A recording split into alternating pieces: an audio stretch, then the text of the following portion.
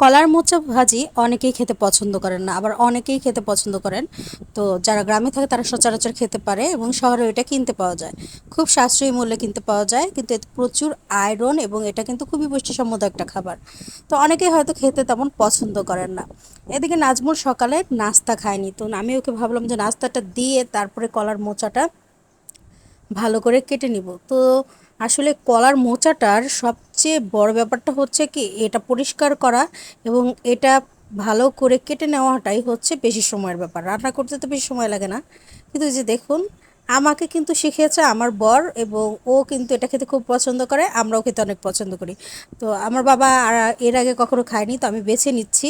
সেই সাথে কিন্তু আমার বর আমাকে হেল্প করছে। আসলে দুজন মিলে যদি কাজ করা যায় তাহলে কিন্তু কাজটা অনেক সহজ হয়ে যায়। মানে দুজন মিলে যে কোনো কাজ করলে দেখা যায় কি সেই কাজে বেশি সময় লাগে না, কম সময় লাগে। তো কলার মোচার আমি কিন্তু এই যে ভিতরে একটা শক্তই থাকে আঁশের মতো একটা জিনিস, এটা আমি বের করে নিচ্ছি, যে দেখা দিচ্ছি আপনাদেরকে। তো এইভাবে যারা বাঁচতে না পারেন তারাও কিন্তু এভাবে দেখে বেছে নিতে পারবেন। বেছে নিয়ে তারপর এই একটা জিনিস ফেলে দিয়ে কিন্তু কুচি কুচি করে এটা কেটে নেওয়া যায়। আমাদের বাসায় এনেছিল, তখনও আমাকে শিখিয়ে দিয়েছে যে এইভাবে ভাজি করতে হয়। তো আসলে সব খাবার খাওয়ার অভ্যাস রাখতে হয়, কারণ আমরা প্রতিনিয়ত আমরা দেখা যায় কি এক ধরনের খাবার যদি খাই তাতে কিন্তু পুষ্টিগুণটা ভালো থাকে না। তো এই যে দেখুন, নাজমুল কেটে দিচ্ছে আর আমি বেছে দিচ্ছি, দুজন মিলে কাজ করছি, দ্রুত হয়ে যাচ্ছে। তো আম্মু ওইদিকে রান্না বাড়া করছে। তো এইভাবে আমরা গোছিয়ে করি। তো নাজমুল আমার কাজে প্রচুর হেল্প করে। বাসায় কিন্তু আমি যখন কোনো কাজে দেখা যেত যে আমি একা একা হাঁপিয়ে যেতাম, ও সাথে মানে প্রচুর হেল্প করতো। তো আসলে প্রত্যেকের এরকম হেল্পফুল হওয়া উচিত কাজের ক্ষেত্রে অন্তত। এই যে আমি ভাজিটাও দেখে দিচ্ছি, খুব সুন্দর করে মানে ভাজি করে নেওয়া যায় মোচা ভাজিটা। তো কলার মোচা ভাজিটা অনেকে আপনাদের কাছে কেমন লাগবে আমি জানি না, আপনারা একদিন ভেজে খাবেন, খাওয়ার পর জানাবেন। আর যারা খেয়েছেন তারা তো জানেনই। আমার কাছে ভালো লাগে, অনেকটা আলু ভাজির মতো লাগে খেতে। আর এতে যেহেতু প্রচুর আয়রন ফ্যাট কম, সেহেতু আমার কাছে মনে হয় যে জিনিসটা প্রত্যেকের খাওয়া উচিত। আর আয়রন সমৃদ্ধ খাবার খেলে কিন্তু আমাদের মেয়েদের জন্য অনেক ভালো। তো শুধুমাত্র যে আমরা অনেক মেয়েরাই করি কি, যে আমাদের পরিবারে পুরুষদের খাওয়ার দিকে আমরা গুরুত্ব দিই, কিন্তু নিজেদের খাওয়ার দিকে কোনো গুরুত্ব দিই না। আসলে এটা ঠিক না।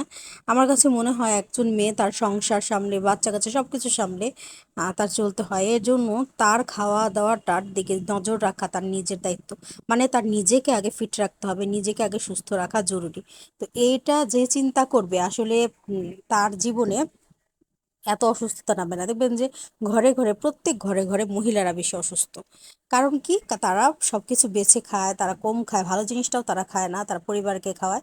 কেন, সবাইকেই খেতে হবে, সেই সাথে একজন নারীর বাসায় সব থেকে ভালো খাবারটা তারই খাওয়া উচিত। আমার কাছে এটা মনে হয় স্বামী সন্তান সবাইকে খাবে, পাশাপাশি তার নিজের খাওয়া উচিত।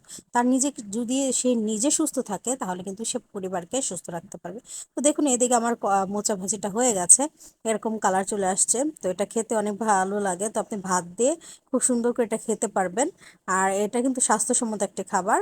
তো একবার হলেও ট্রাই করে দেবেন। তো আমার ভিডিওটি যদি ভালো লেগে থাকে তাহলে কিন্তু একটা শেয়ার করে দিবেন, আর সেই সাথে কিন্তু আমার চ্যানেলটি সাবস্ক্রাইব করে দিবেন। তো ধন্যবাদ সবাইকে, ভালো থাকুন, সুস্থ থাকুন, আল্লাহ হাফেজ।